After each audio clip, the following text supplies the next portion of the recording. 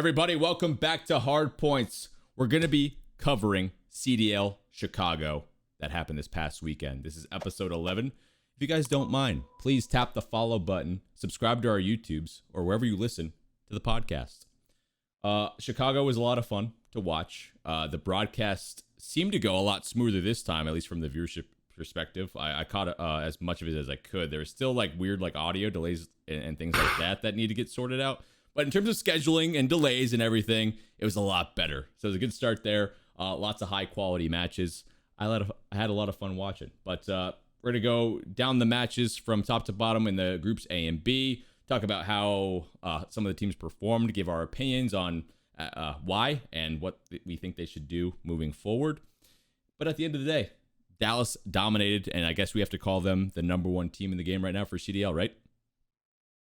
No, that's a good first point, I guess, because that's actually been more hotly debated, I think, than I thought it would be. Like, I know the online thing, and I know we all know it's not an optimal thing, but they have 2 wins. They went through the 2 top teams to get there. I'm actually surprised how many people are trying to discredit that, to be honest. It's not even they got through the top 2 teams. I feel like it's an easy argument to be like, man, there was a few gunfights that Shotzi was having that just, it was a difference maker.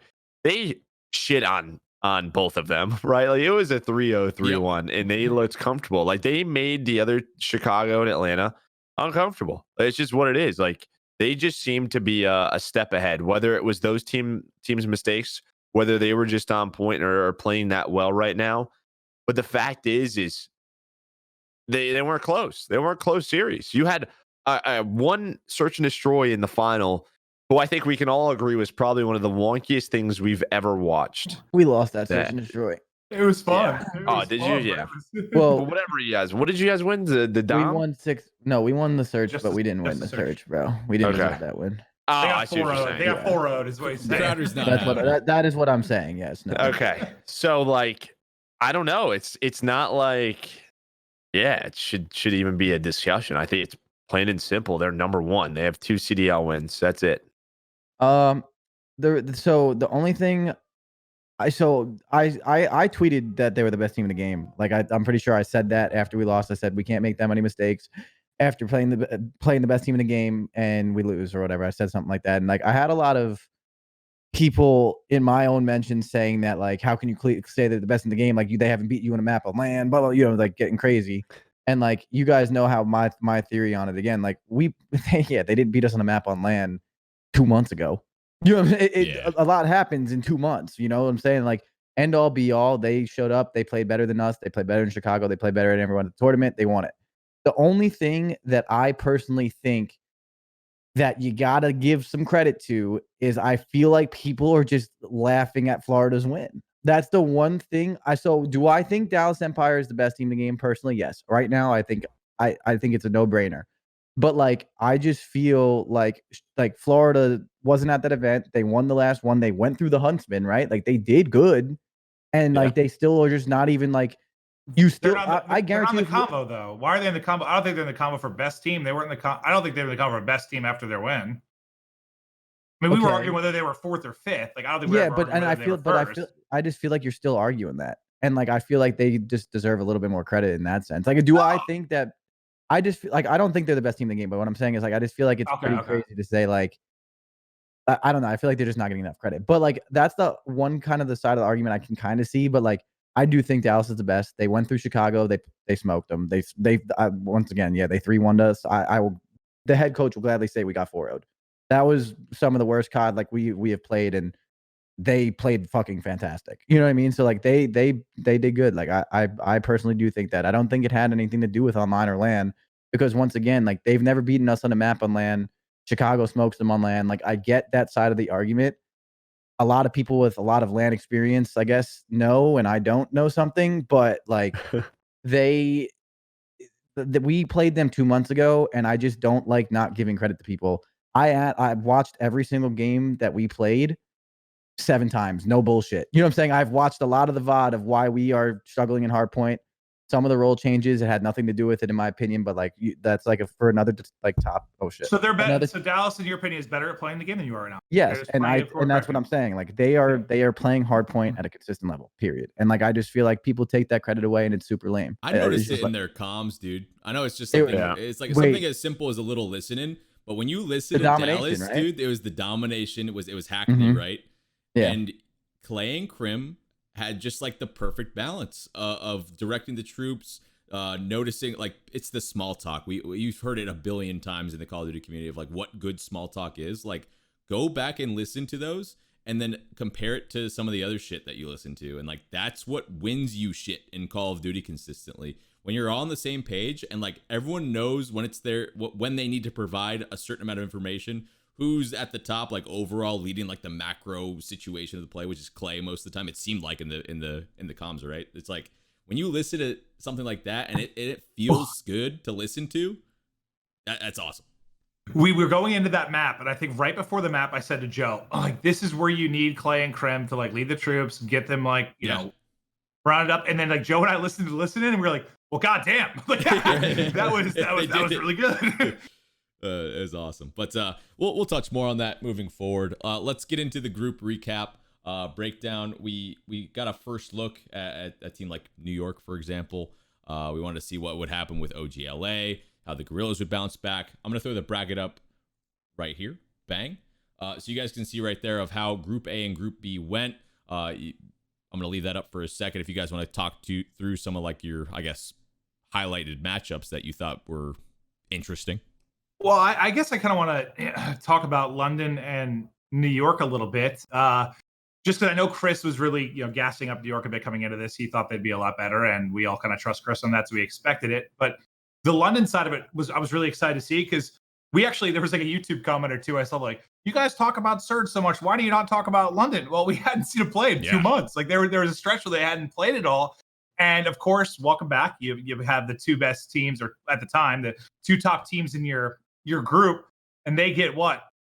3-0'd in both, right? But like they're both, or like 3-0 by Faze, but even that one, it was what, a 16-point hardpoint, a round 11 search and destroy, and a 15-point dom. So it's a 3-0, but it's weird for, I guess, my takeaway to be, I thought London looked pretty good. It was just, I don't know. I mean, they looked like a middle of the pack team, which we've known they've been. I still don't know if I've seen enough to consider them a contender. And even what we casted that match, where like you and I have been really strong on the fact that when you play the best teams in the world, guys like Dylan, guys like Scraps have to play well. And they did. What was that Petro Hardpoint game one? Was it versus Chicago? Maybe wasn't against us. Was it versus you guys? No, Mm-hmm. you guys played Azure Cave, so it must have been versus Chicago. And I'll pull it up. And I don't think they won game one with both Scraps and Dylan having an insane performance. They lost by 7 in the map one when they played really well. Yeah. And they lost the second hard point in that series by 15. I think of like the 3 hard points they lost, Joe, to get knocked out, was like a combined 30 points. To your point, Scraps and Dylan played well. So that's like, they played really well. And people are like, well, what about Weskin? But I talked about on broadcast. I think St. Petro is just a really hard AR map in general. Where are you supposed to set up, right? If you don't have hill control, it's got to be probably the hardest map to play as a main AR. But I don't know. Like, there's still something that is missing. They have the talents there. It's just, it becomes to question when you have a team like Team Singularity who are running stuff in the challenger scene. Is it time for a new face for like the European team in the London Royal Ravens? Because even with like Dylan having a good map, he still overall had like a 0.88. Jerd, not great whatsoever. I don't know, man. It still feels like they're missing a star, right? Similar to New York, where it's almost like whether it's a motivation thing, whether it's to help out with roles all the way. Because I know, Chris, that's one of your points you and I were talking about with like Mac. We can get there later on, but it's almost like one of those things where, do they just need a little bit more motivation from like new blood, or I don't know. I don't know the answer to it. But that team in the challenger scene is running things. So there has to be some talent there. And they want to play in the Call of Duty League. Bro, like Dylan, he would like when you look at like other players to a similar play style to him, translating from BO4 to this game, what happened? Dylan was arguably the best BO4 player. Like, how come? Could argue it, right? Maybe some situations at some tournaments. Yeah, you can argue top 5. You can make top an 10. argument, right? You can make in the talent regards of like how what he's is playing. he in this game? Not great. That what? Yeah. Isn't that weird? Is it the game? Is it the team? Is it? I don't know. There are a lot of like, I feel like every event there are just some subs getting smoked. It's just you feel like if it was one tournament, I guess I wouldn't be as worried. It's not like subs are going off. No, I know, but let's take like, I don't know, someone like Alex. You think Dylan would be putting up like Alex type performances with an SMG? So Alex is on a different team. You think maybe the team around him isn't allowing him to perform as consistently? Well, so I will gladly speak on that. Yeah. So not for London because I don't watch their VODs all the time, but like I can tell you that like if you like this game, like yeah, like the team around you, and we always talk about Minnesota being a very fundamentally correct team. This game produces either very, very easy gunfights, and if you're a talented player like Alex, not saying that like I'm not discrediting him, but like if you're playing the game right, the game flows to you, you can go off, and when you're playing the game wrong and you do it, like look at the Petro Hardpoint with New York versus my team. Simp and all those guys weren't doing much, you know what I'm saying? But like obviously Simp's probably one of the most talented players in the world, like ever. So like it's just what it is when it comes down to that too. If you do not play the game fundamentally correct in this game with squad spawning and you are constantly hitting the front of a hill or you're constantly hitting the wrong side of the hill over and over and over and over, like you are going to get shit on, plain and simple. So like that is definitely a big factor that you can't take away, like in that sense. Like I don't know much about London, if they're doing anything right or wrong, like I don't know, but like I can tell you like that is also a big factor. Like if the game is in your favor, it's that is also a huge thing for a lot of sub players. It's kind of the point I was alluding to. It's like someone I agree. as talented and fundamentally sound as Dylan is, as just a Call of Duty player, even he's just having a real rough go at it. It's like if you slot him onto another team, would he be putting up 1.1s, 1.2s with a sub for how good he is? It's just things you got to think about. If you don't have the right environment around you, it doesn't matter who you are, you're going to struggle. Yeah, so. But did he have the right environment in reciprocity last year? I know Black Ops 4 is a little different. Yeah. You could do more individual things. I just don't answer that because, like, even guys who were putting up similar numbers, like we talked about the Sog roll last year and how difficult it was, and then Sim came, and then Envoy came, and then Dylan came. Like, he was still doing ridiculous things. I know it was like a hard carry style, but he was doing it, and it might just be this game. It might be the play style, but the fact is it's just he's not taking over like he was. Like he would legitimately 1v5 at times. Like it was insane last year. Like Crowder said though, that's what making me wonder. And I'm not the expert as much as you guys are, but I feel like in last year's title, due to the time to kill, due to the slide mechanic, due to stim, you could probably get away with bonehead plays a little bit more and just fry, right? Like you 100% could, and 100%.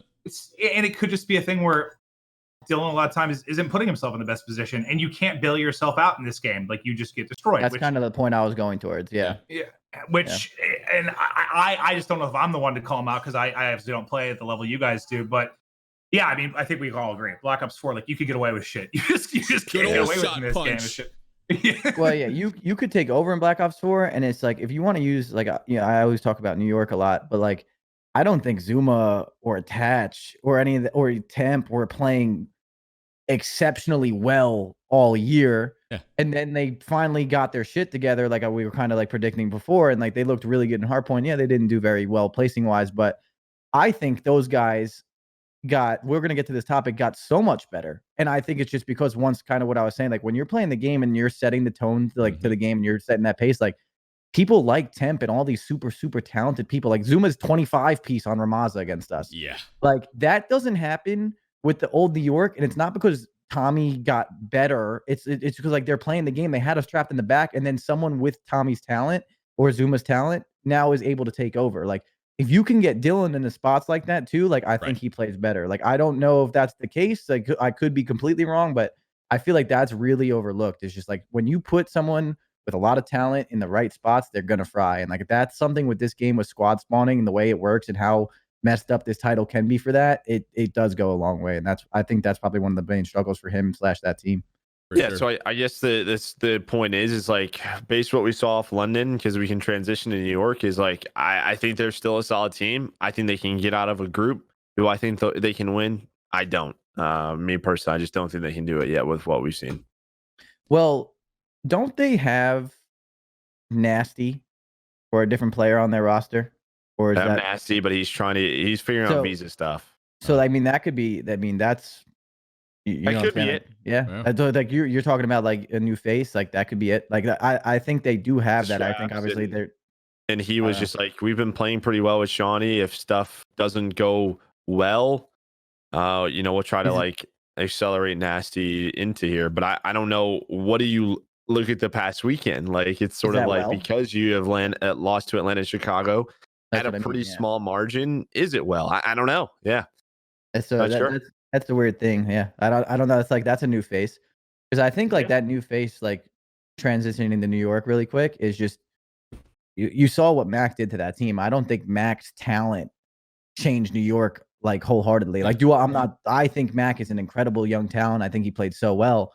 But I'm saying in the sense of I think just that energy and the motivation of like that team, I think they've gotten so much better because I think all 4 players around Mac improved. Like I don't think you could ignore that accuracy has gotten way better. I think accuracy's playing way better with an AR.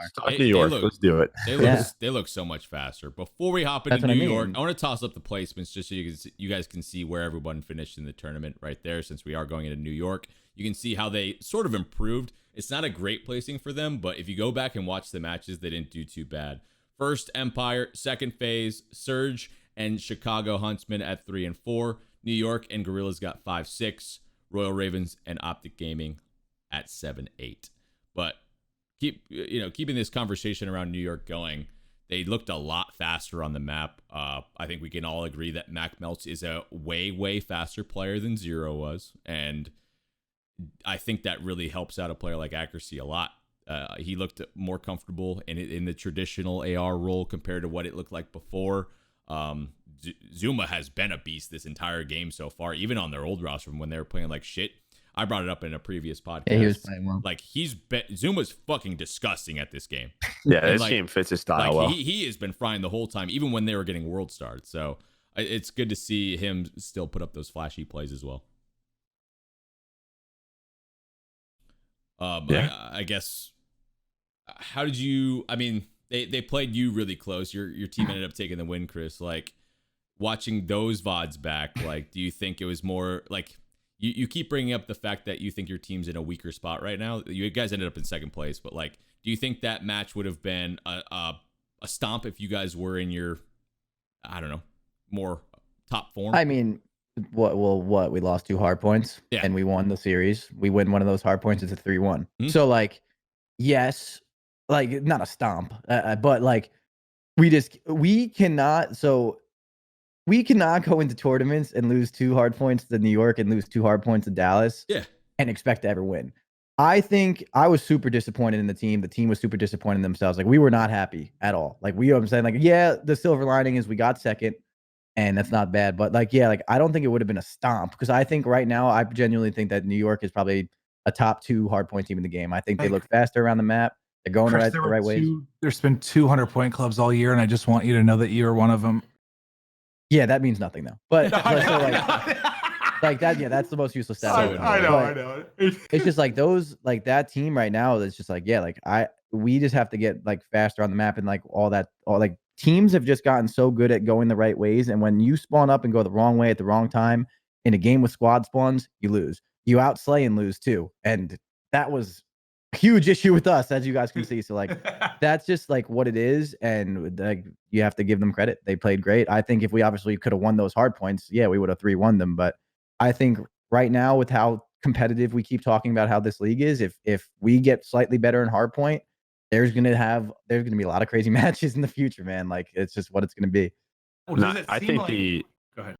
I was just saying, I think the argument, well, like what I talked about going into the event was just like if they were going to have a weakness against teams like you in Chicago, it should be in Surge. And I think on their way out of the tournament, they lost to you in 2 searches. And the second series versus Chicago, where they got 3-1, they lost game 2 at Light Surge. So it feels like if they can improve there, and I don't think they have to improve a lot because they won a game 5 versus Chicago. If they can improve there though a little bit, like then this is a very scary New York team, like potentially a title contender. I agree. Go ahead, Clint. I agree. I want to ask Chris just sort of about the bigger thing. Like this involves New York, but also Dallas, because like I guess when Faze was dominating, and we know the game was sort of chaos, that I thought your team was the best in that sort of organized chaos. Like when it was fast, when they kept it frantic, you guys were the best, and no one could contend with you there. Rocker didn't play with you there to beat you. But now it feels like Dallas have sort of played to your strengths in a way, and the same for Subliners. They played at your pace. They played in that chaos.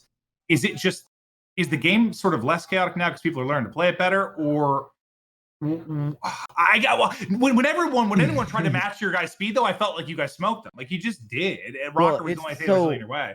Well, I mean, for my team, I don't think speed. I don't think people know the definition of speed in the sense of like Abizi is fast, but like if you go the wrong way, not taking a shot at him, but I'm saying like if you go the wrong way with the wrong, like with speed or not, like you're gonna like I think the game is less chaotic. It's still chaotic though with some of the spawns and sometimes how unpredictable they can be.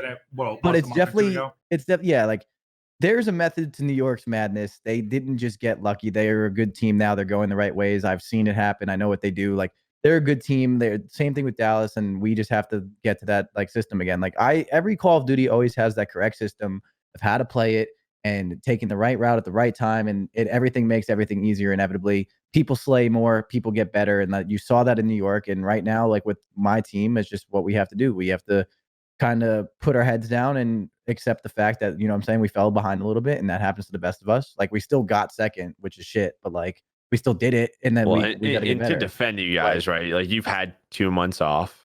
Yeah, no. You had no idea when you were gonna like start competing again. And like I'm not saying it is an excuse, but it's like if we want to defend you guys, it was a weird time. You haven't played in an official match in 2 months. Like it's a very weird time. But I mean, you know how I am. Like I know. No excuses out of me, man. We got shit on. Like but when it's like upset being when a human. You know, so.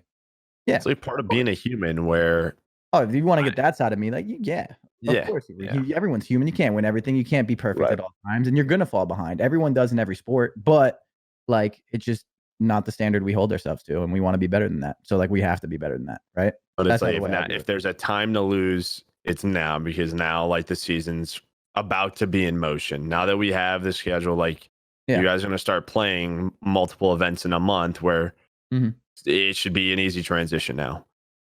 Yeah, I mean you're right, and also that's true too. Like starting the season out, we're in a good spot, and for like Faze fans obviously watching this, like we're still in a really good spot. And if we go out and do really well in Florida, we're in a good spot still. And then like you really want to peak around champs time anyway. In that sense, you really want to that's when you really want to ramp up. So like, if there's a time to lose, it'd be beginning of the season, just like Dallas. Didn't Hastro tweet that like when Chicago was talking shit, and they were like, and Hastro was like, "Don't worry, like we'll get our shit together." And like now look at them now, like they're doing well. Like like you're gonna lose and you're gonna win. So it's just how much consistency can you add to that, of course. I don't think New York's going to be a title contender. You don't think so? Nope. I don't think so. I think you guys played pretty bad. I think you would have stomped them if your team was in a better spot. I don't think your role change is great. I don't think you I think the speed, it's just like your guys' hard point is a little bit weird right now. That's the biggest difference. And the fact that you guys lost so many, I think if like simple tweaks, and that New York series probably just doesn't even look close at all. So I don't know. I think New York. I see where you're coming from. I think with this roster change, it brought New York up to the level that I thought they would be at the beginning of the year, whereas they're a very solid team. Title contender, though? Nah. I don't think they're beating you in a final. I don't think they're beating Dallas in a final. I don't think they're bullying Chicago in a final. I don't think they're well-rounded enough, especially in S&D. They're not going to win hard points consistently enough. However, big improvement. Props to them. Maybe if I see some more magic out of them, if I can get like a bigger performance, I don't know. Maybe like Temp needs to step up and go back to like a super dominant form or something like that. I don't know. There's glimpses of greatness there, big plays. I think they need a little bit more time, and maybe I'll change my opinion. One thing, just the rebuttal, just like in their defense, I guess, is like they have also had like extremely hard pools, and like I feel like playing Chicago and then us in a pool is way different than playing Chicago or it's like a different team and then like Chicago in the finals or that like someone else in the finals. Like I feel like that's also a big thing. Yeah. Like I don't know, like yeah, like they lost to us in Chicago, but like I just feel like if they get out to that next day and they have that motivation, like I think that can also have like a different morale on them. You know what I'm saying? Like I feel to take your like point, what's if the stat they're for in Seattle? Group B, if they're in Group B, they're making it out. I completely And agree then with like you. then I think right now a single elimination when you make it out, it's anyone's tournament. Like Seattle could That have was came my out and won. point. They could have come out and won. Did they? Was the chances probably high? No, they could have. Not quite. See, what I'm not there it yet. depends. I don't It know. depends on what do you call contender? Because when I think of contender, I think it's someone that's going to contend every event. Okay, so I see them as someone that could come out and steal an event. Yes. Do I think they could win one event? Sure. But a contender for me is you're a contender. You're a contender to win every event. I don't think they're that. You're in that conversation every event, no matter who's there, no matter what. Okay, that's how I view it. Maybe it's how you define it. That's how I was taking it too. So yeah, I'm just making sure because like there's because I know people in could they win a one little bit differently. Yeah, sure. Yeah, because I guess that's the way I was looking at it. Is could they win one? Which I guess at that point the question is absolutely, because like I don't know if we would have considered Florida a title contender, but they've got a second and a first now, and they're still not considered title contenders yet. I didn't. So after they got to a final, I didn't think they were a contender. So and then they won one, and they're still not a contender to people. So that was kind of my point at the beginning of the podcast. It's like I feel like Florida's just getting smacked around for no reason. So like, I don't know. Alrighty, moving on forward. We talked a little bit about Faze. I guess we'll change over to Chicago a little bit. So let me throw the bracket up real quick to give a little refresher. So they make it out towards the bracket after beating New York 3-1. They go against Dallas in round 1, and I don't know, that series, the first series for them on Sunday versus Dallas, they kind of get handled, right? So it was a 3-0. Dallas took them down, and I don't know, I brought it up, and I wasn't super confident in Chicago, like especially when it comes to like S&D and stuff like that. I don't have the stats in front of me. I need to go and look back to see. My big thing going into the tournament was if other players could step up in terms of like a more equal performance, especially in like search and destroy. So I need to find the stat link to like. They lost. Well, they lost both searches as subliners. So I can tell you that. What was not in the second series? The one the yeah, the first series they lost 2-5. Yeah, that was the one I remember. And then the Ramaza hardpoint they got smoked on. I think Alec had a really bad game. I don't think Seth played the best. My takeaway.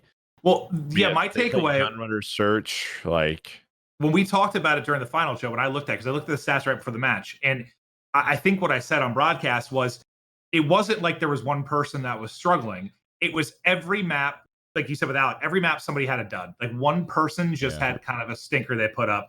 The stats aren't everything. You know, they've all said they're not playing the game the right way. But like from a stat standpoint, just someone got smoked each map is what I remember looking at. That's actually good. So what do you guys like? Honestly, because this has happened, you know, we thought like Florida was the problem, but maybe it's just like they keep talking about like we're not playing the game properly, but that was 2 weeks ago, and now that's a week. I wonder what they're having such a problem. Who's with. Bashing heads? Who's not agreeing? Yeah. Like, where's the issue coming into? Right? Like, what is it? A coaching thing? Is it something else? Does it feels like maybe there's some people that want to play one way and others that want to play a different way because they're intelligent enough to know that they aren't playing the correct way. Envoy has said it. RCs has said it. So then what's the problem? Because I kind of want to ask you guys. I mean, in your experience, I feel like playing the wrong way has to be so hard to fix because you scrim, you play hundreds of hours of this game, you play one way so much, you fall into bad habits. It has to be so difficult on these split-second decisions to fix something. I feel like it has to be so hard. Like it's easier to like improve maybe talent-wise than like just fix at the core how you're playing something wrong. I just feel like it has to be so hard. Man. I will say though, for a lot of the times when I felt like we were playing the wrong way, a lot of like the arguments I had was with like one person's the way they wanted to play a specific map versus like the way I wanted to play a map. And that could be I had it the wrong way or they had it the wrong way, like both sides, where a lot of the times you look at the map and listen, nowadays it's pretty easy that you go back and watch the Dallas VODs and just try to copy what they're doing. But like to the start of the game and even in the first few events, that happens quite often where one person thinks this way, another vocal person thinks this way. And if it's not one of those things where, all right, we'll try this way and then we should try your way and see what's better. If it's just, no, this is the way, then that could be where the issue is. It's just simply two parties split on how they want to play specific maps. It happened a lot. It happened a lot when I was coaching. We'd go over VODs and half the situations there'd be a dead split where I would be on a certain side of like, we go through a rotation of hardpoint and we're like, I'm like, this, and this was wrong. And then some people would agree and other people would be like, no, I think we should do this. And I'm just like, okay. So basically you get to these situations, right? And it's up to like leadership to be like, well, you need to fucking fit, like it has to happen one way or the other, or else we're going to keep doing this, or we're going to keep doing this dumb shit because you guys have a different idea of what to do. So it's like at a certain point, you need to it's like a compromise of like how you want to play the game as a team. And when you fall out of that rhythm, the gameplay looks wonky sometimes. And then I don't know, Crowder, you can expand on who's that, the leader on Chicago? Don't know. Is it Envoy? I would guess, and sorry, Envoy is what it is. Okay, who's the most vocal on the team when they make a mistake? When we watch Con, remember early in the title, Joe, we talked about the fact how surprised we were that it was Envoy that seemed to be having the most direction on how they were playing and talking. Based on my guess, it'd be between Envoy, Arstes, and I know when things are going bad, Gunless is very vocal. So my point is like, I don't know if this is true. This is straight speculation because I don't know anything with them. But like, if that's the case, like the way I've always viewed COD, like with my 100 Thieves team last year, and then Joe, like me and you had that one like conversation. You'll never forget it. Neither will I. Like in World War II, when my World War II team was absolute garbage, and I like broke down gameplays with Joe one day, just like showing him like from my point of view how stupid we are. And like I did this with like the team too. And like but like at World War II champs, we were one of the best hardpoint teams statistically there. I would think we won like 10-1 or something, whatever it was.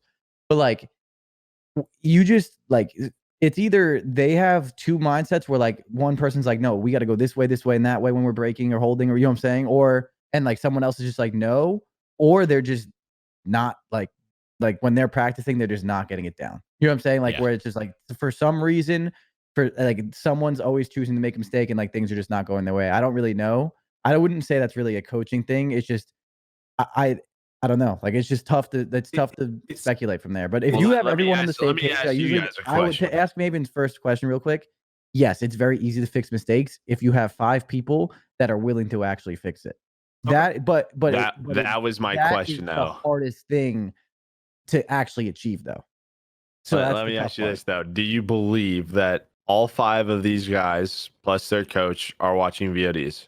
Like, do you truly believe that the Chicago Huntsmen are watching VODs?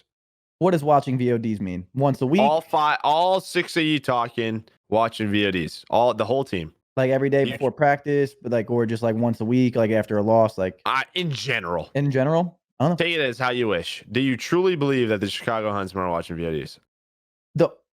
With all 6 people completely engaged, no. Mm-hmm. They might be doing it.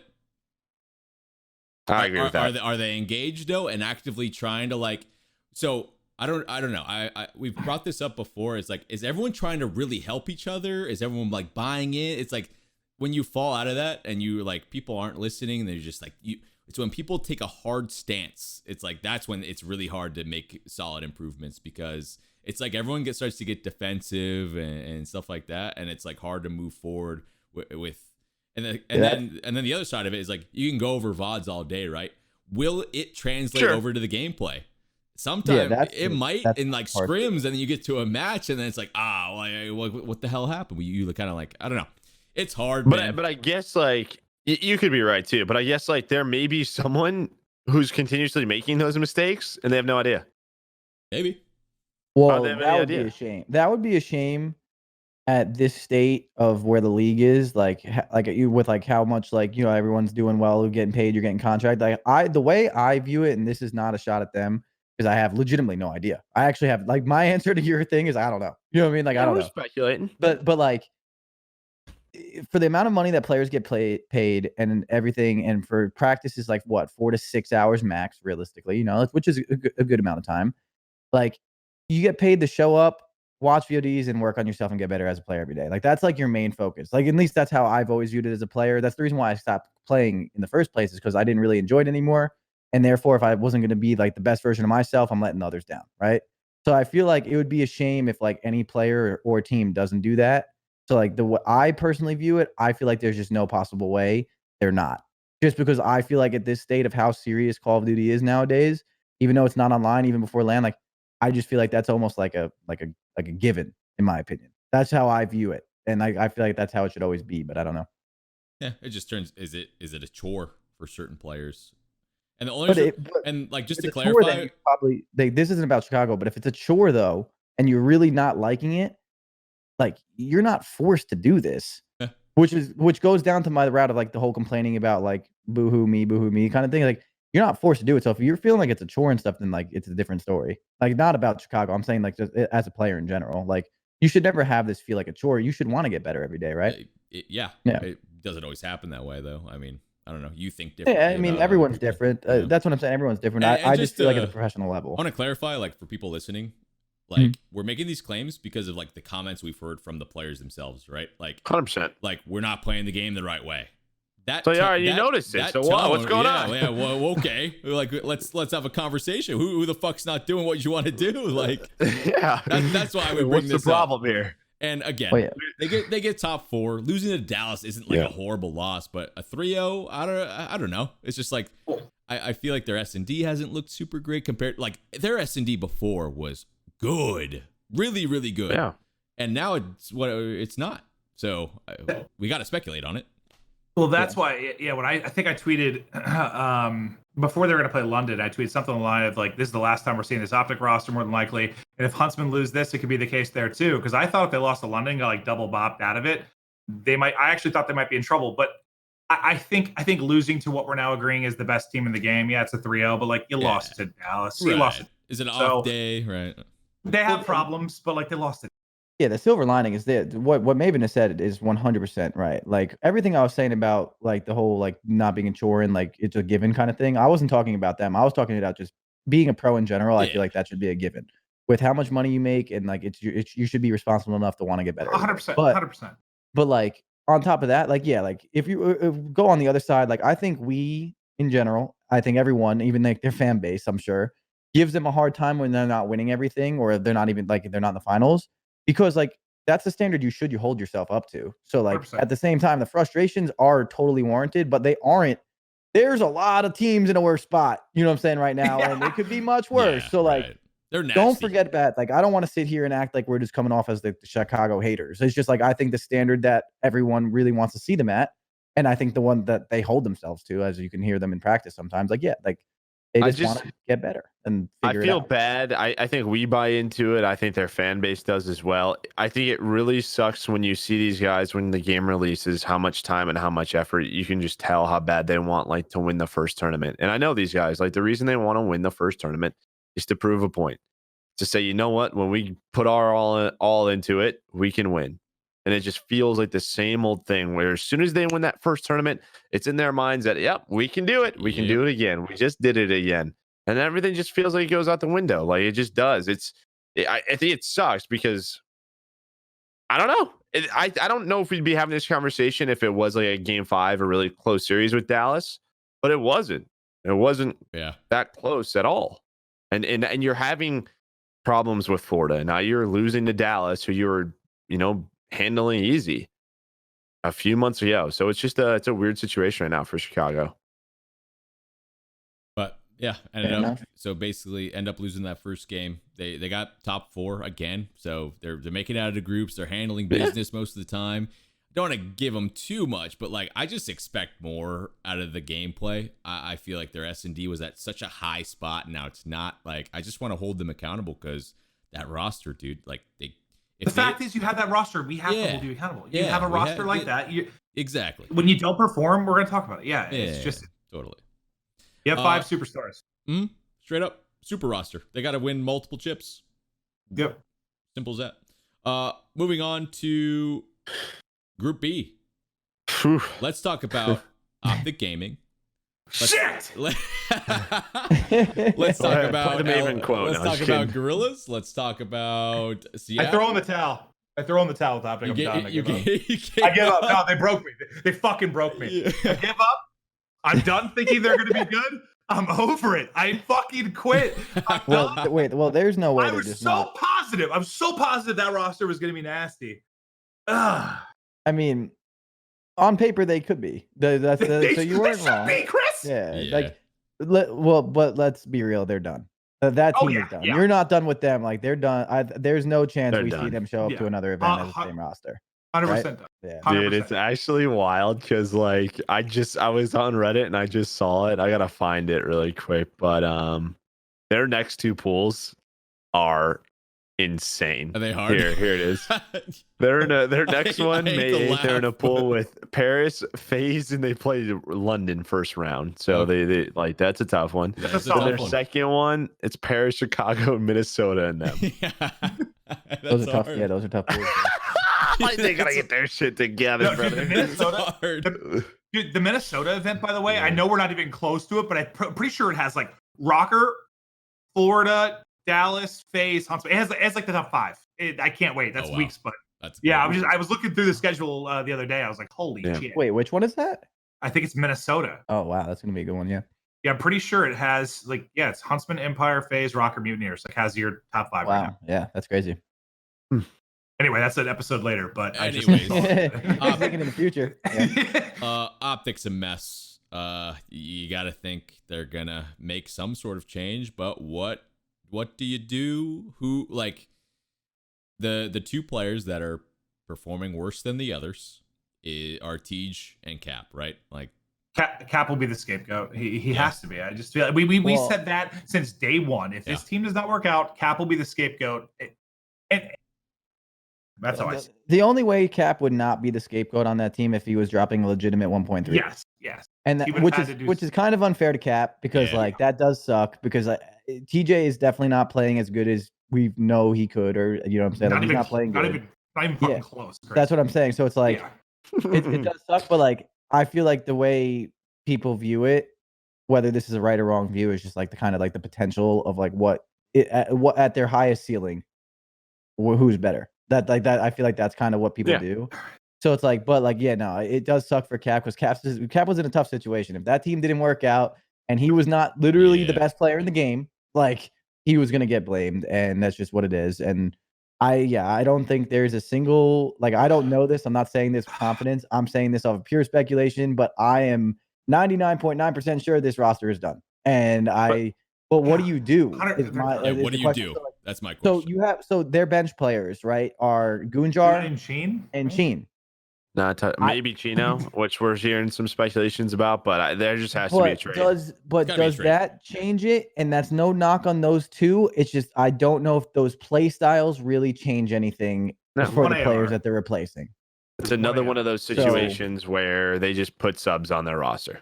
That's what I mean, which is like a Seattle thing, which we'll talk about soon, I'm sure. But like, I just don't know if like Chino and them could be good players, but like that's someone you would want to replace one of the AR players, like the slower AR player. You need like an Alex right now. Yep. I feel like that's what they're kind of missing, and I think that's what they're relying on TJ to do. But like at the same time, you go down the New York route. I think with a roster change, a new vibe, a new breath of fresh air, maybe TJ starts playing better because he gets more comfortable and he's enjoying himself. Like I don't really know the behind the scenes with them. So like that could be a huge thing too that you cannot forget about. Like I don't know. Before we move on though, like the only thing before we move on to talk about like who could potentially play on this team, the only thing I want to say about like the whole Cap TJ thing is here's the thing: when this roster formed, it was those 4 guys, and they said, "Who do we want as our 5th?" They probably had the ability to find a more talented player. But even those 4 discussing amongst themselves said, you know what? We should go the other route. So you don't have any role issues, yada, yada. Let's go the route So we pick up Cap because you know what you're gonna get out of Cap, right? Like he's gonna be on a team that's gonna play the correct way, hopefully, and yeah, like he's gonna be consistent. And it's a consistent 0.8, 0.9. That's it. That's what you're getting. And if he has a good series, it's probably around a 1.0, just based off recent performances over the last year or two. The problem is you look at these stats, he's outperforming. It's not by a lot. TJ in Dom and Hardpoint in Respawn. Like that is simply an issue. He might have had the worst KD, S&D KD I've ever seen in S&D at a 0.36. But the fact is, in Respawns, he is playing better than TJ. And that is not good. And I think that this team was built when they picked up Cap, like saying like they didn't pick up Cap to expect to be carried by Cap. They expected to, you know what I'm saying? Like so I had Slasher. That's a fair point. I had Slasher on like Hot Mic like a year or two ago, and we were kind of joking about how Cap basically lost him a champs because you remember on that MV team, like Slasher had like Cap had like a 0.7 or whatever it was. He had a horrible final. It was so bad. But then we were talking deeper, and I was like, "Who would you want to play with again?" And he said, "Cap," because they would see eye to eye on so much stuff. He knew he would play the right way to what Joe was saying. Like he flat out said to me, that was probably a year and a half ago. Like he wanted to play with Cap. So Joe, they picked Cap for a very specific reason. It's just but let's say we were all in charge of the team. If we were all in charge of the team, we had to remove one player. As much as I don't know that Cap is the main problem, Cap would be the change I would make too. If I'm in charge, I'm a little bit different because I have like a weird mindset about this. My thing is a big effort thing, and like I think like effort and attitude and practice is probably that team's main issue. Dashy and TJ are gone. I mean, well, but seriously, leadership reflects attitude, Captain. But you know how I'm old school with that shit. But on a serious note, though, like 100%. You want your superstar, like if that I don't know if that's true, but like you do want your superstars going fucking hard. You know what I'm saying? Like that is a big thing too. So it's like that's also like I wouldn't say like, oh, if like Dashy wasn't playing good, get him out of here. Like obviously you need him. You know what I'm saying? Dashy is very necessary. He's one of the best players in the world. But like in the sense of that, like that's a big part. I've been a part of teams in my career where I'm not the best player and my star player is being an asshole. And like not saying anyone is, but I'm saying like, and it's annoying. You know what I'm saying? So it's like that does go back and forth. So like that's also a big part of like why I think they might stink. Not Dashy, but just like I feel like there's no way their practices were really that productive because you never really saw them get like crazily better. Yeah. So maybe that was an issue. I don't really know, but like I don't know. That could be a thing too. For me, it would just be I'm more like if this is a franchise league that you're building for the future. I would like TJ more for the future. That's what it would boil down to for me. But who would you rather? I totally see that's how you play. Yeah. Would you rather play against Cap or play against TJ? I'd rather play against Cap. If there was like a trade that went down or something, like I wouldn't want to bench. If TJ gets benched, he's getting traded to another team. I mean, the fact is, though, Cap's teams are typically always there. I mean, just look at this champs team last year in EG. I love Cap. I love Cap. They were a map away. They were 10 seconds and a hard point away from being in a winner's final. So that's true. Yeah. That's true. Just I know. It's just what it is. Like I know he had a really rough year last year, but like Black Ops 4 World Championships, he was there. They were 10 seconds away. Every year before that, they were a contender. I don't know. He was one of the most fundamentally correct teams at the end of that game too. They were very good. Like I think they lack talent. If you were to ask me honestly, like I just think they just weren't slaying with 100 Thieves or United. You know what I mean? I just don't think they were. But like they were still damn near close to beating them. You know, so like that series was crazy, bro. Yeah. That series is crazy. Yeah, I don't know. Yep.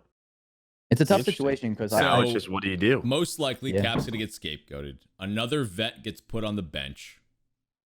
We get put in a situation where a team is, I don't know if regret is the right word, because I don't want to put down like Chino and Gunjar at all. However, for their situation, when you look at the rules and you look at the most likely players on that team that would get benched eventually, those subs don't make very much sense, right? Like, They need like I don't know who's someone on the bench right now that they could use. I'd say Pristini. That right? role they need to trade, in my opinion. I think they should try and move China and see how it goes. But in my opinion, they got to deal eventually, at least. I think the two guys for me is probably Pristini and Enable. Honestly, I was gonna say, what about Ian? Yeah, Enable. Just because the success they've had with they're 100 roommates, bro. I mean, that's business, brother. No, I know. None of them care. Cap's still gonna be getting Hey, paid. Don't fuck you, worry. Rumi. He'll still pay the rent. It's not a problem. No, Like, I know. but I mean, it almost just feels because also Ian has very good like relationship with like TJ. Like maybe that'll help him out because I don't know. I don't know what needs to happen with TJ. I really don't. So my thing is like I personally think if the vibe gets better, because I believe TJ is a good player. You know what I'm saying? I think Dashy's one of the most talented players in Call of Duty. I think right now this is a very New York-esque kind of change. Like once they get like a new fresh breath of fresh air, I think honestly they all kind of get better if they start off a little hot. Like that honeymoon phase will be huge for them. I think they need that. So like I think bringing in anyone will like make TJ immediately better. I think Dashy will probably be a little bit happier. I think Enable works very well with Slasher. Obviously, from firsthand, I know this because I've watched them. I've coached them both on the same team, and like that could be a big thing too. Like at the end of the day too, you don't know like if Cap's attitude was good or not. Like you actually have no idea. Like we don't know the behind the scenes things, and like people assume shit about my team all the time, and they're so wrong. You know what I mean? So it's just like you never know. Like Enable could be, even though like he might not be like the Alex I was kind of talking about, he could still be like something that really helps TJ get back to his form, which is all. Well, that's what I'm saying, right? I mean, it's one of those situations where when they made this roster, you don't need a superstar. We don't think. Yeah, I mean, I really don't. They definitely, technically speaking, they don't need. Yeah, I guess I said it. I looking back, I was kind of stupid. They don't need Alex or someone crazy like Simp, but like that wouldn't hurt. But like they that wouldn't hurt. They wouldn't hurt. But I think they do need like someone like TJ to start performing a little bit better. You know what I'm saying? And I think a breath of fresh air, a new team, a new vibe could help him get to that. They so desperately need that honeymoon period. Like, I don't know. Again, they need a revamp. Speaking from experience, freaking Dashy and Tej, like they like to have fun every once in a while in practice, and like you need to be good for that to happen. Do you think they're having any fun in scrims for like the past 3 months? Well, I can tell you with Slasher, no Slasher, if you're trying to have fun while you suck, no. Yeah, no, right. You got to be good to do that. And if you're asking me, I'm on Slasher's mentality on that. Like, yeah, hey, I agree too. I'm just saying. You know but like, I know the guys, man. Like they goof if I could take a guess, if they're getting smoked and then they're joking around in scrims, if they were, like, I don't really know much about Tej and Dashy behind the scenes of the team, like. Yeah, probably Austin's probably not very happy about that. So like, yeah, I don't know. My point is like the practice probably just is so toxic isn't the right word, but there's no way they're having fun. And like I feel like it's kind of evident in their gameplay. They're in a tough spot. We've been saying they're in a tough spot for a long time now. What are they gonna do? A real tough spot now. Management, good luck. Let's move on to the Gorillas. All right. I mean, who wants to take that one away? I'll start. They made this roster change, right? Young talent, man. Yeah. Breath of fresh air. Cool.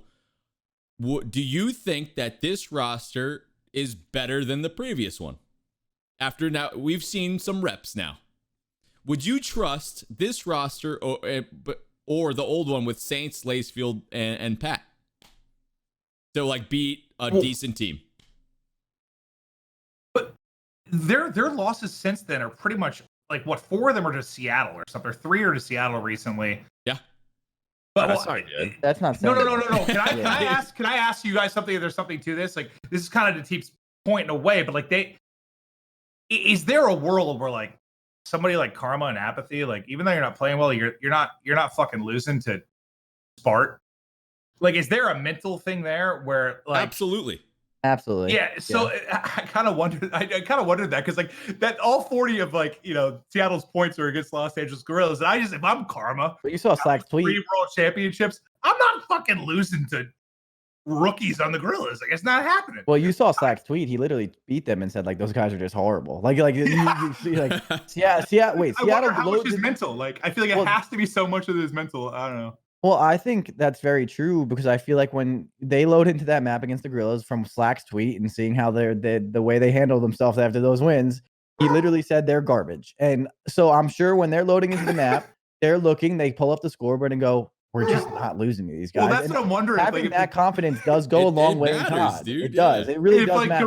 Gorillas might be okay, but they're just like getting father-son like by the Gorillas, so they can't do anything. I don't know. But like, sorry, now let's talk on the topic though, where I know TeeP's going to take this away from me, and I'm not going to go too far into it because these rookies aren't like they were brought in to be the young guns and like the young Mac Melton Slays and stuff, and they're just not doing that. I thought Vivid is Well, showing no. improvement. Well, And Vivid, I thought he's gotten better. Yeah, but I think Spark Spartan not. needs to step it the fuck up. Period. Like I don't think he's and playing it's that well. one of those situations where like if you do have a Saints in that role, is there a difference?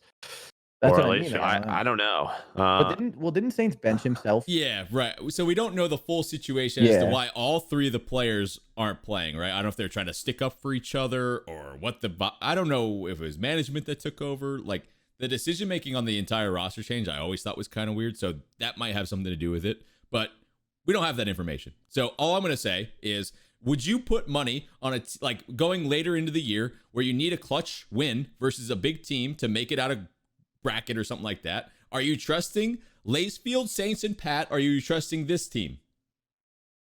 I'm taking the previous one. I'm taking a mixture of both. Let me I know just that's throw not it the out answer, there but- first. Both were bad, right? Like it's not. Yeah. You're picking between two bad teams, but Can I just say I don't give a shit? yeah, you can. You can say whatever you want, Maven. That's the point. Yeah. I just You don't think it I will matters just either say way. Pat's been was he running main AR? I forget. Who Was knows? Pat I running don't main even AR? remember. Well, All he right, didn't he even was- play he the was game the for the worst first player 2 in the months of the league. game or something, right? Didn't he like not scrim because he thought things were getting changed or something? I feel I like don't I don't know. even think Pat played much. But Yeah, like, it doesn't surprise me. yeah. So like I All I was personally just saying is think Blast played well. that. Well, no, Yeah. no. I was more kind of putting a lot more pressure on Spart, and he is young and he has plenty of time to learn and stuff. Like I'm not like saying like he's got no chance, but like I think like Spart was kind of brought on to like bring a little bit more. I don't think he's been playing that well, and I think he needs to do better. I think this team in general, like to answer TeeP's question, like I honestly, yeah, like Saints and Lacefield, and then probably like Vivid or Blast, or you know what I'm saying? Like like I love Blast. Like I wasn't really talking about him. I don't consider him a rookie. Yeah, right. He's been around, but like the other Blast- two, Blast like, has yeah, been like good. I think I don't know. Like I feel what was like your right academy now, roster again? What was the full roster? Spart, Jimbola, Sibilance, Tom, and Journey. And who was like the best? Because I feel like I always saw Sibilance getting gassed. Sibilance gets Well, the most if gas you can because answer that. he is incredible. Like he's incredible. He's very good. I think Sibilance is a very, very talented player. I think he's a bright future if he gets picked up. But then they all had their maps. No bullshit. Like I think Spart was good, but I think Tom gets overlooked in my opinion. I think Journey got overlooked. They all fried. Like I don't know. Consistently speaking, Spart was a good like he was good, but he wasn't as consistent as some of the others in my opinion. But like he was still good.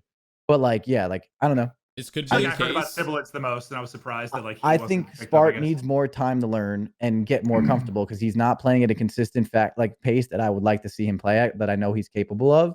So like maybe you put him back on the bench for a little bit, you know what I'm saying, and play with someone else because I don't know. Like Or- I also yeah, know that see, Saints now- benched himself, so like I don't know what's That's what going I'm on. saying. Like, you would think you just slot in Saints or Lace again, right?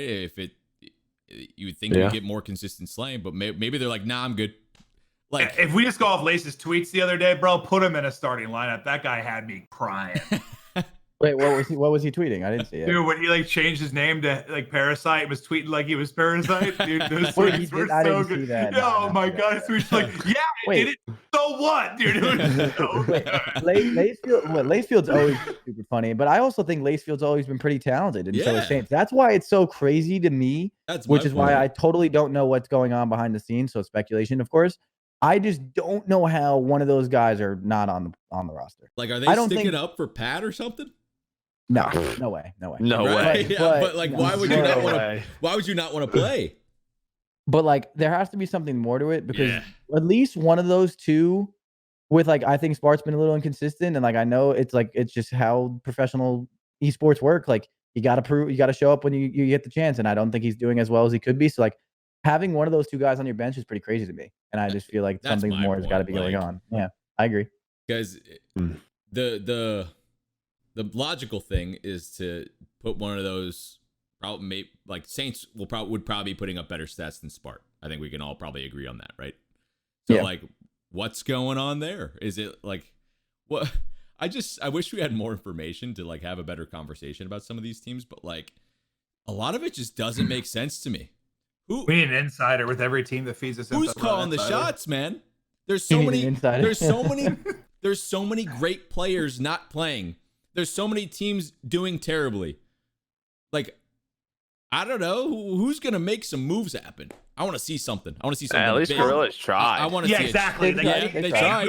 They made a move, but yeah. Well, Yeah, I mean, I will. Like I said, I think I talked about on one of the first podcasts. I will remember the first event in Minnesota. Me and Ant were at the bar talking to the Gorillas managers, just cracking up. Like, I was like, "You guys are gonna make a roster change probably in like 4 weeks," and he was just like, "What?" I was like, "Yeah, your team's pretty bad." Like, just like that's basically what I said, and that's what happened. I mean, it's literally what happened. So I think management. I want to see some trades. I want to see some trades going down. Well, there's been, like the Intel account and stuff. Like people have tweeted, like there's been trade talks, like not just now, but there's been trade talks several times this year. They just haven't gone through. And you guys have been in the position where there's more to this. I want him, and you get him. Like there's just all the contracts and whether the players want to play there, and and salary cap. Like there's a lot to it. So I agree. I hope there is maybe not a whirlwind, but a couple key moves that go down.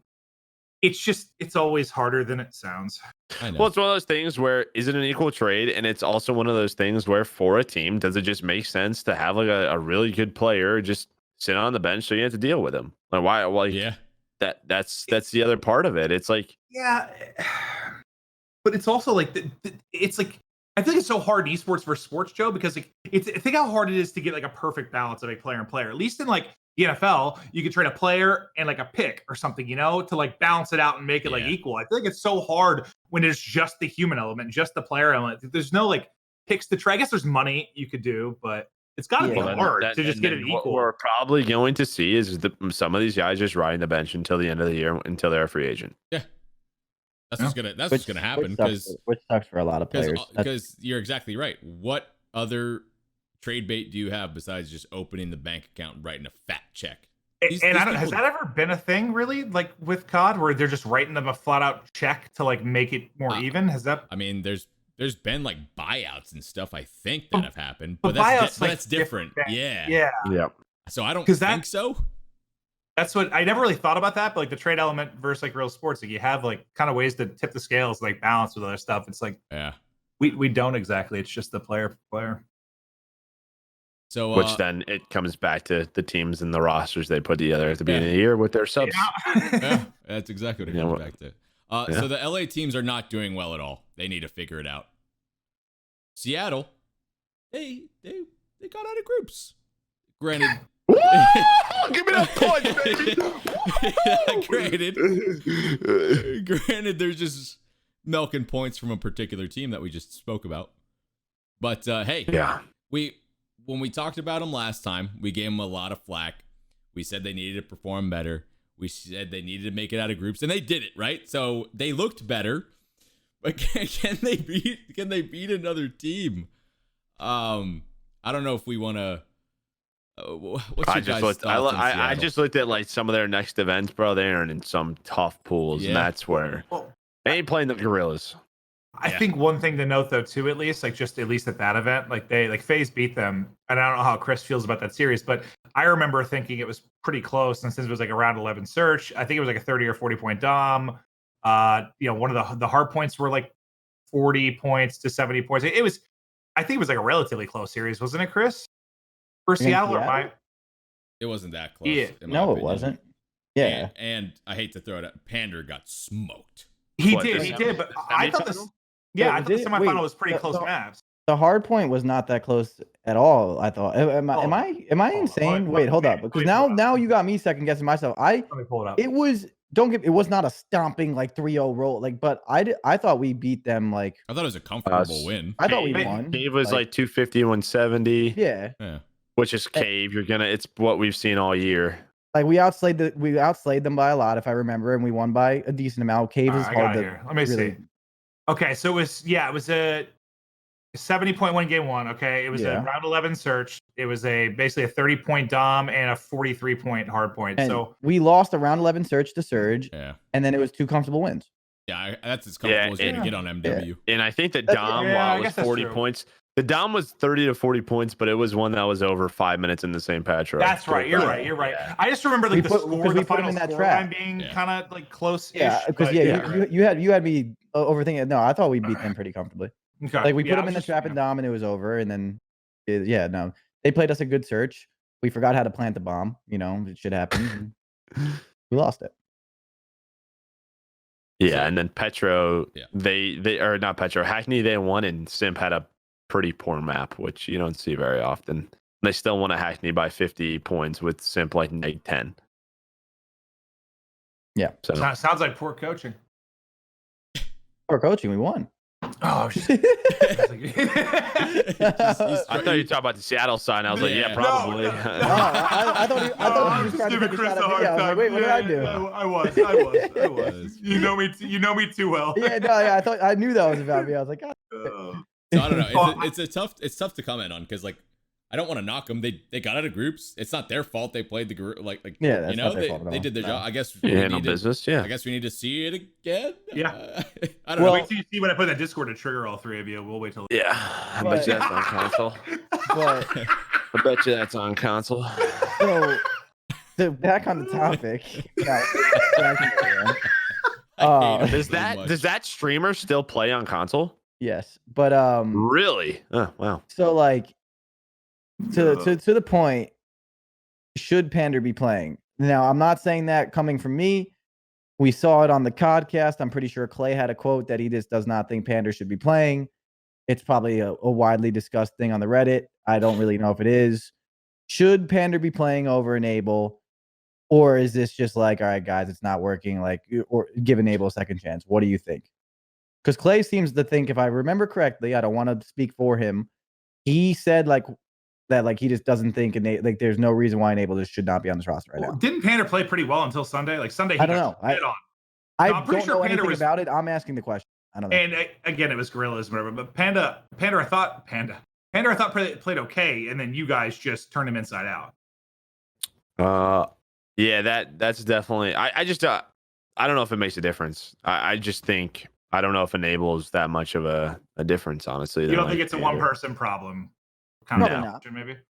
No, I mean, it Seattle could be a had the one-person worst- problem, but it's a one-person. We need a superstar problem, and I think we all agree with that. I agree. They're lacking like the simp. they're lacking You power. said that, yeah, they're Yeah. lacking a little power. But like the one thing I'll give on, I guess, Clay's take is like they did get the worst. This is Enable's fault. You know what I'm saying? I'm not defending, but like they got the worst version of Enable of all time with like the way he even talked about himself, like making so many stupid mistakes, like lack of effort on the podcast that one time. So like maybe he learned his lesson on the bench and he comes back with a little bit more fire. And like, do they become a contender team? Like Joe, maybe not. I don't know, but like, does it help them kind of get up a little bit more, which is important because at the end of we're still remember that this is regular season. Like, yeah, these are tournaments, but these are regular season tournaments. You want to get back up there for this champs. You know what I'm saying? So like, getting from here to here is important. You know what I'm saying? It really is. So, do you think that's a change that should be made, or just like no? Like you think Clay is wrong? Like I don't know. I just don't. I don't know if Clay's wrong. I But, just don't know if it helps that much, and if the vibes are still There's- high with Pander, there's then gotta I'd be- probably just go that way, right? It's I not don't know. something like, Maybe. there's Yeah. animosity. Like that would Enable want to play with him again? They dropped you. I think knowing Enable, You wouldn't care. maybe I don't think he. Well, he openly admitted basically that like he almost kind of deserved it. He kind of said that in Yeah. the podcast. So like. Probably depends on the Maybe they went person, about it wrong. Maybe they went about it wrong, and like you know, like they could have like told them in a more transparent way or whatever. Most times I they don't go know. about it wrong. That's what I'm saying. That's why I said that. Like usually that's the case anyway. But like, Enable's one of the most mature people I Yeah. know when it comes to like that thinking. Yeah, he's a goofy idiot, but like he does handle a lot of things like an adult. So like, I really don't think Enable's the guy to be like, oh, now you need me, huh? Like no, Yeah, like right. I think he would be like, all right, like this is my chance to play again. And if you think about it in the back of his mind, maybe you put it this way too, TeeP. I want to now come back and play Yeah, absolutely right. filthy and then leave them. If you know what I'm saying, think about that. You know what I mean? Like seriously, like then get an offer and be like, yeah, you guys like That'd be badass. seriously, maybe that's not a bad way of thinking. Like No, yeah. these guys ditched me. Now I'm gonna come back, show them what they ditched, like and that. now I'm gonna come back and then leave. Like seriously, that's Yeah. not a bad mentality. Like kind of like a little FU to these guys. Like Yeah, for sure. that's so I don't know. Yeah, But- I just don't think he's the guy not to try or not want to play because of that. It's tough. If we go to the next one and Seattle loses to two teams besides Gorillas again, then like I feel like some of these takes like have more weight to them. They did their job. You know, they got out of groups. They got a top 4. For them, that's fantastic compared to what they were doing before. So it's like, and I'm not a pander hater either. Like he did get destroyed against us, not. but he's been playing like relatively fine. Everyone's gonna have a bad series. Well, I've had my fair share. Yeah, right. And again, and I can tell you right now, if you put me against my own team right now, I would have a bad series. Yeah. So you know what I'm saying? So like Right. I'm not one to speak, but yeah. Brian, those looks. To me, Seattle should be in the trade talks as well. Like they're still one like a player away. Yeah. So I would they need to agree be with in the trade talks. I feel like every team is in trade talks outside of like Dallas and Atlanta. Like in the sense that they could all improve. You think the Huntsmen are in trade talks? I wouldn't say Chicago. I think that. You think Minnesota's in trade talks? I don't think they are. I think they could be. No, Minnesota probably not. New York probably not. Well, I guess what I more meant by is I think basically everybody can improve, like their roster outside of you and Dallas. It's kind of what I'm saying. I didn't really word that very well. You think Chicago can improve their roster? I don't think Chicago can improve their roster. I was just saying, not from a superstar standpoint, but do I think they can make a change and get better results? Yeah, I do. I don't think that's. I don't know what it is, but I do. I see what you're saying, but like Chicago. Yeah, I didn't word that very well. Chicago is absolutely stacked. They just need to figure their shit out. Like, yeah. But how many? Yeah, how that's long? the hardest part how long? sometimes. They can't figure it out. Yeah. That's the hardest But like, you don't think? Do you agree though? Like, basically, I think every team could probably could improve their roster outside of those two. Like, I wouldn't probably change Empire, Atlanta, Faze. Oh, I guess Minnesota. Yeah, but like, I still think they can still get better. They could get better, though, right? Like maybe. Sure, there's some trade that get them better. I don't know. I don't think anyone, like no one on any of those teams, like would deserve to be dropped or traded. No, you're right. You're right. Not yet, anyway. I don't know. Yeah. Anyways, I don't even know what I'm trying to say, dude. I blacked it. What a dumb point. Let's move on. Yeah. Okay. Seattle got out of groups, then lost to Faze, and then we move on to the final. Dallas versus Atlanta. Chris sort of gave his thoughts on that earlier. He was not happy with his team's performance, especially in the final. They lost 4-0. That's what he said. They did win the search. Yeah. I just think Dallas looked. I guess the question is just like, how far ahead are they, right? Yeah. Like, I don't. Because from that weekend, they looked pretty darn far ahead. And Shotzi continues to get better, and I think that's really scary. I'm sick of Shotzi slander, bro. People are fucking stupid. What do you mean? Well. Just saying it's only online. It's like people forgot that he turned up at Atlanta event, one Atlanta event. Like he was improving day by day. Like, dude, the amount of Shotzi slander I saw after that fucking win was pissing me off. Well, those people are dumb. I was just saying, yeah. The thing with that though is there will be Dallas Empire slander. There will be online slander. There'll be Shotzi slander because it's all online, and people till this day will never ever think otherwise. That you're never changing that mindset, no matter how many people that have immensely more land. It doesn't matter. Crim, Scump, Huntsman fans, like, yeah. I mean, there's all the guys. I just love that Dallas owns it, dude. I love that they own it. I really do. Who gives it? Who gives it? Dude, Astro's tweet was like, yeah, we have fiber. Like, they can get it too. It's $80. I was like, that cracked me up, man. Yeah, no, totally, yeah. And like that's the thing. It's like that ideal like mindset, that idea of that like online mindset is just never going to change for people. So it's like not even worth arguing sometimes. Yeah. But like I'm coming from someone like that, I've watched them. We swim them all year. Shotzi went from getting 3 minutes in the hill, and I'm not even using stats of this last event. He might have had a lot of hill time. In the beginning of the game, Shotzi was clear cut, just running in the hill and saying, "Go push out, push out." Right, dude. And they sucked, right? And that's when we were beating them 3-0 on land. They've gotten much better now. Shotzi and everyone, like kind of the point I was talking about in New York, when you go the right way, the game is easier. The game is easier for the team, and everyone gets better because the gunfights are easier in Call of Duty when you're on a head glitch and you're pre-aiming and you're not running into it. So like when Shotzi was just getting in the hill at the wrong time and saying everyone run by me, natural timings are all screwed up. There's so much to it. So like Shotzi has just gotten better at understanding the game, or as a team they said like, yo, we can't keep doing to this poor kid. Like this guy is just sitting in the hill and just getting smoked. So like he has gotten better. It has nothing to do with online or LAN. Could you argue that maybe players like, not him because he's a world champion, but like in the sense of like, yeah, they could be technically more comfortable online. I get that side of the argument, but they have gotten better, period. And you can't argue it. And like that like, so like, yeah, the slander on that is just, I feel like that's a little bit of saltiness. And this is coming from someone that just lost to them 4-0 in the finals. And I'm saying 4-0 and I'm sticking to that. Like we got smoked and I'm still giving them credit. I'm not a big person to just make excuses. I'm not a big person to not give credits when it's due. They played well. They beat us. Currently, right now, I think they're the best team in the game until the next event where they go to, and if they don't win it. Yeah. The only way people could argue that they're not, the only stat that I think that I would take an argument that you guys are still the top team in the game is just if you take a look at the overall map records. And I'm not even saying it's the best stat to go by, but like your overall map record shits on there. Okay, so now to rebuttal, and once again, like this is the most non-biased thing for me. Like I would love to agree with that, but the way I've always viewed competition, who the hell cares about our Atlanta home series anymore that we won? Honestly, like obviously we love it. Like I got the trophy right there. Like I'm happy. It was great. But like you guys know how competing works. Every athlete, every esports athlete, doesn't matter what you're competing in. It doesn't matter what you want to win everything, right? So if you win and then you don't win for a full year, and then someone starts saying like, bro, like you just haven't been doing your shit, and you're like, well, I won a year ago, like, dude, you know what I'm saying? Like they currently right now, which in my opinion means the most in this MW season, are doing the best. So therefore, give them the credit until they're not the best anymore. Like I feel like that's such an easy mindset to give. Yeah. Like the Huntsman won, and everyone were all about the Huntsman.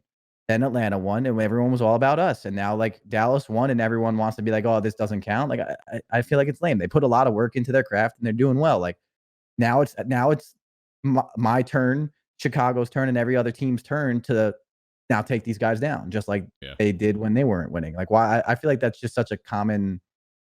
Like I feel like that's not so hard to understand. I don't know. I like giving credit where credit's due, and all that did for us is we have to put our head down and get better. Period. And I think every other team has to too. Just to transition, I want to I've been holding on to this thought, like the whole Shotzi conversation, right? He was getting too much time and stuff like that. I want to say that about Major Maniac for your team. His engagements are so low, and it's a weird like outlier that I feel like might be contributing of like people that aren't necessarily. We're not playing the game right. They're not playing the game right? And what we mean by that is someone's not going where they need to go when they need to go. And that's what leads to Major Maniac doing it way too many times. And it was the same situation that Shotzi was doing. Why is Shotzi getting 3 minutes in the hill every game? They changed that. They changed their pacing up, and they changed the order of where people are going, and it helped them a lot. Like, I don't know. Was it a role change that made that happen? Or does other people need to start taking longer routes like Major Maniac's doing? Like, his engagements are so much lower. You saw him taking long routes on Hardpoint way more often than other people. You know? Who was it that tweeted the other day?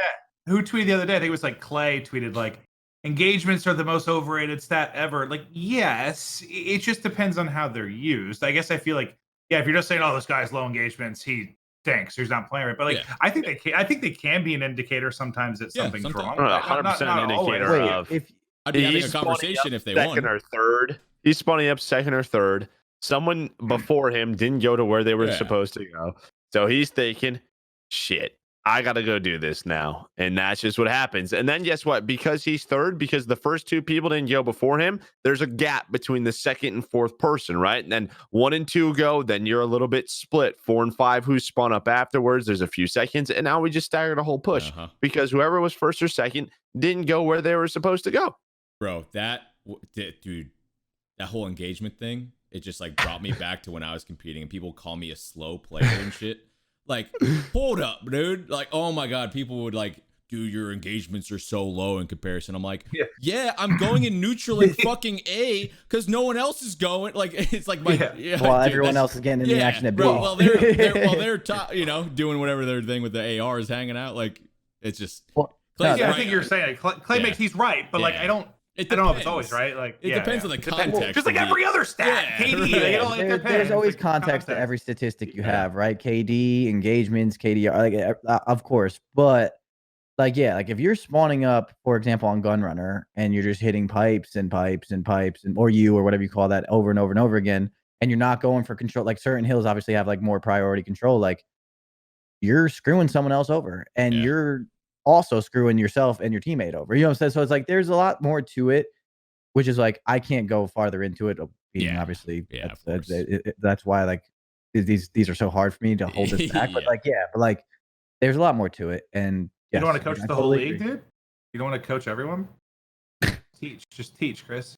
I hate you. I hate you. All right. Well, basically, the moral of this conversation we just had is.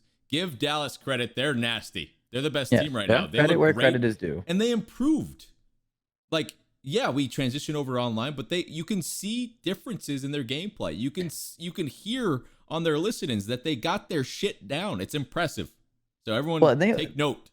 And last thing, sorry. They also were not good online for quite some time. No one knows that because they don't stream their scrims, but like the Dallas Empire were not playing well in scrims for quite some time, and shit, when they went to the LAN, they didn't win them either. You know what I'm saying? Like that seriously, like when they were struggling in online scrims, they showed up to the events, and those are the events that they didn't really win. Like they weren't playing lights. Like I feel like people always think about them too as like this team that just shows up to scrims and like chest out and 8-0s you every map, like every single time. Like I can promise you that's not what they've been doing all year. And like they've went through their struggles, and now they're not done. Like, there definitely is that like I thought, right? Just because that stretch at the beginning of the game where everyone's they did do that. Bro, they did do that. And then I'm going to say before that first Minnesota event, about a week and a half before it, they weren't doing that anymore, but no one got to see it because they don't stream their scrims, which is understandable. And then they got rolled, and then everyone was like, haha, you guys suck on LAN. It's like, no, it's just they were honestly right before that Minnesota event, we were scrimming them. They were not nearly as good as 2 weeks before that Minnesota event. And what do you know? We 3-0'd them. Like, it's just going to happen. Yeah. Like, they don't show up to every scrim and just smoke people. Like, but people think that, and then like that's why they get the slander a lot too. Yeah. How are just quick, Chris? How were like servers this weekend? They seem. Oh yeah, good point. Like, players server vetoes and stuff too. I saw like Optic say they were pinging a quadrillion, and then That's really all I saw. Was but Optic, like right? Other than them, my players didn't have anything to say about it. Like we didn't lose, and I mean, I also am a big like I hate excuses. I know. But so like they don't really say. Well, there was no like skips. Like there was obvious problems prior. No, like there was not a time where I came into the team speak after or something and was like, "Yo, like what's up?" And none of them were like, "Oh, we were fucking lagging." Like not at all. Yeah. Dude, supposedly, I don't know if it's true or not because we're not a part of that. But like, if Ray really did veto the Dallas server versus Chicago, I love that, dude. That's hilarious. That's just a total mental play. 100%. I just feel like that's the one thing that's weird about the servers. Like, I just feel like it should just be like placed in the if. That should just be like kind of common logic. Just like if you have East and West, you get Central. You know what I'm saying? I don't think there should be like. But the problem is there's not but at the same time, like some. Well, what's essential? They need to add one to like what were we saying, Joe? Like Colorado or something. Like there's in between. It's in between Texas. It's in between like Texas and Cali. There's like, what do you pay? I think that was Slasher's point. Is who were they playing against? He basically there was a server Los Angeles and they were a lot in Dallas. It was Gorillas, but they were all home or whatever. So a lot were in Dallas. Right. And so they got the Gorillas like were Midwest. So there was like no server that they could pick that really. Well, they vetoed Dallas and they got Chicago or Ohio or something. The way I view it, I know there's a lot more to this. So I understand like why you can't do this at the same time, but if you have a Dallas team and a West Coast team, right, like LA. Why can't it just be like if there was like, why can't you just do Colorado? Like not let a team veto like their own server. You know what I'm saying? Like that's kind of weird to me in the sense of competitive. I don't know it. So but I don't really know how anything works with the servers where they are and everything. Totally. But I also don't know just because like, while that's a simple one, I don't know what if like you do have players all over, right? Like what are you supposed to do at that point, right? That's where it gets weird. That's what I'm saying. That's why I see like the weirdness of it, and I understand. What about like New York and Toronto? They're basically neighbors. Or what are you supposed to do for Florida and Seattle? I don't know, right? I have no idea. That's what I mean. Like I get. Well, Seattle's not in Seattle, but I get what you're saying. It's like so that's what I mean. Like I see both sides. It's just so like. But the servers overall, I think I know some people had problems with it, and I'm sure like they weren't happy about it. They seemed like overall happy with it. I didn't see any major skips. My players way less complaints. Yeah, but I don't know. Cool. Improve. Now we just got to fix the audio. Lit. We're working on it, dude. The audio, man. Oh, it's tough. I felt bad because like some of you guys would look like assholes because you're cutting someone off like mid conversation on the broadcast. I'm sure the interviews are funny sometimes too. Yeah, I'm sure you guys are having a blast with that one. A blast. Let's get it. Before we end the episode, I'm throwing up the points updated. What's the next event? Which one? Florida. The Florida home series is coming up next. The CDL points right here for you real quick. Dallas Empire pulling away at number 1 at 150. Huntsman at number 2 at 130. Faze at third, 120. Florida, Rocker at 100. Paris Legion number 6 at 60. And then the bottom half, well, I'm not going to talk about you. Sorry. Quick question. What are the events played for the top 3 teams right now? We don't have the same amount of events played as Dallas. Like we could technically still take one more. You have one less. You have one less than So if Dallas we were to and go out Chicago. and win, I think we take first technically, right? Because Florida, like there's no Yes. Dallas or Chicago. This will be the one for you to tie up. Okay, I remember looking at this Florida event and I was like, man, this kind of stinks. But now that Florida won, you guys are there. New York has improved. Minnesota is really good. Like it's actually it's a really solid event. Yeah. If this event happened 2 months ago, it would have sucked. Yeah. Yes. Yeah, that was my point. Yeah. It would have been great for our team probably, but it would have sucked to watch. But yeah, no, this is a very competitive event now. They're playing really well. Yeah. All right, we're excited for it. We'll preview that event for the next episode as we lead up towards it. But thank you guys so much for listening, watching the episode this week, and we'll see you for the next one.